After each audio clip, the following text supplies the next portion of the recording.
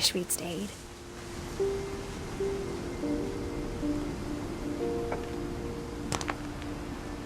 But I understand why we left.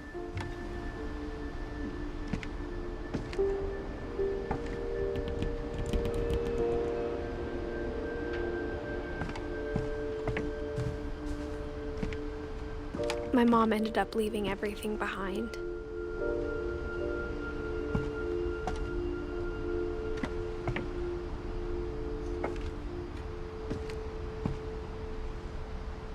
What happened that night had been coming for a long time.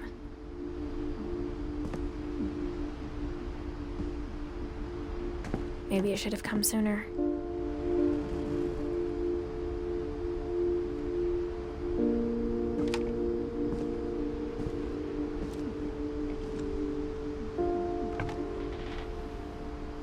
But it had to end one way or another. All that's left now is to tell you about that last night.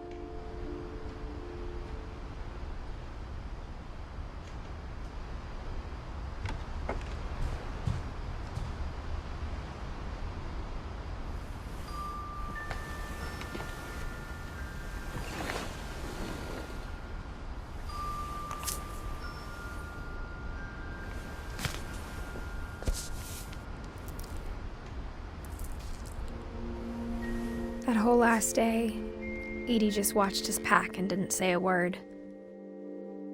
Until supper, when she raised her glass and said, "To our final night together, and all our final nights apart."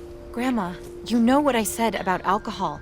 Some of your medications are very Edith, specific. I left a present for you, and the grown-ups have to argue now. I'm sorry, you're right. We're all leaving tomorrow. Let's just enjoy our last... I'm not leaving. Edith, you're excused.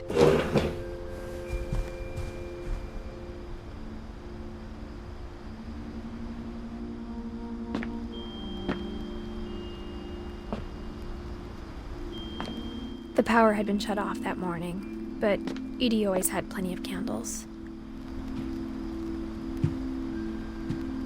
When my mom sealed the library, I don't think she knew about the other entrance.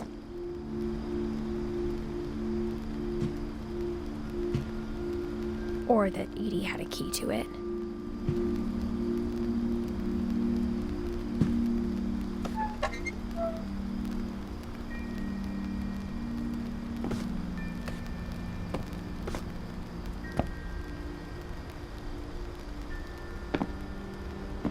That thing you're afraid of isn't going to end when you leave the house.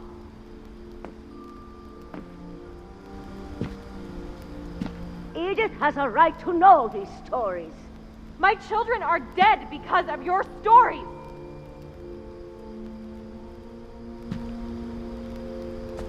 I think it's best if Edith and I leave tonight.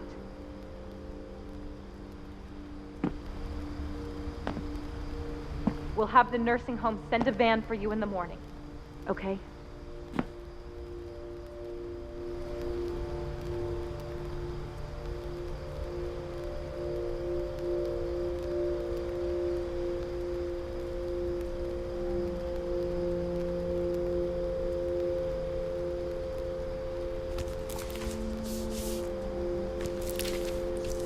Dear Edith, there's so many stories I wish I could tell you, but there's only time for one.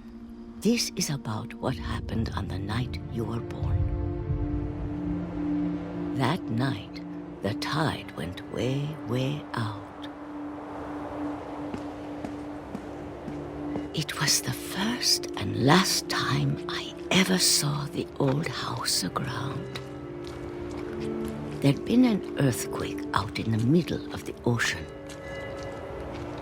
They called it the lowest tide in 1,000 years. God, it smelled awful. You know, I've seen that house every day of my life. But I never thought I'd go back to it. When the fog rolled in, I lost my way.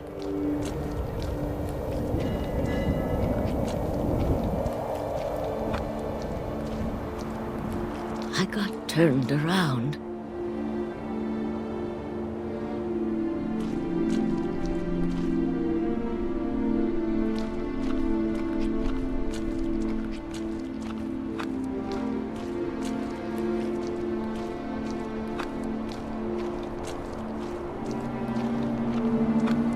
I started seeing things.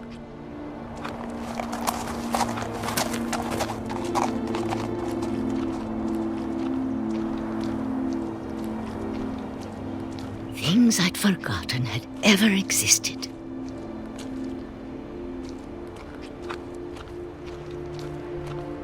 But when I saw them, they felt like old friends. That night, a lot of things came back to me.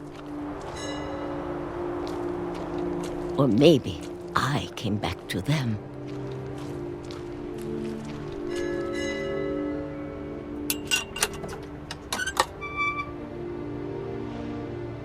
Things I can't explain, but that I need you to try and... Edith, what are you doing in here? It's mine. Edith! Mom, you're gonna rip it! Let go! I kicked and screamed, but Mom dragged me to the car. I never saw Great-Grandma Edie again. The next morning, the van came to pick her up, but she was already gone. After that, we moved around a lot.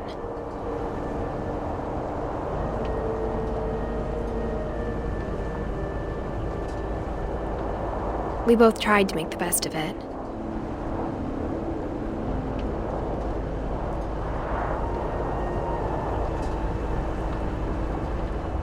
A few years went by.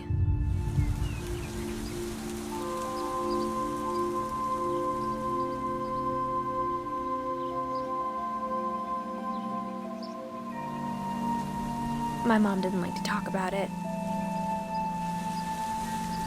But she started getting sick a lot.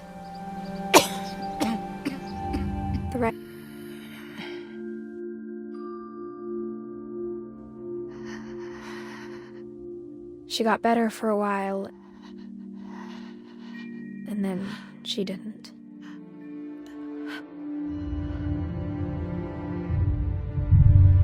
And then I was alone. The last Finch left alive.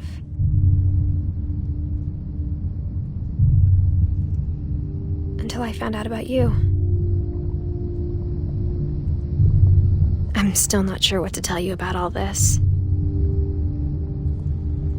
If we lived forever, maybe we'd have time to understand things. But as it is, I think the best we can do is try to open our eyes. And appreciate how strange and brief all of this is.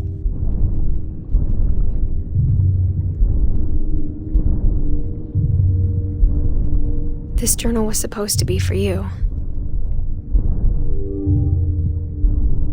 But now I hope you'll never see it. I just want to meet you and tell you all these stories myself. But I guess if you're reading this now, things didn't work out that way.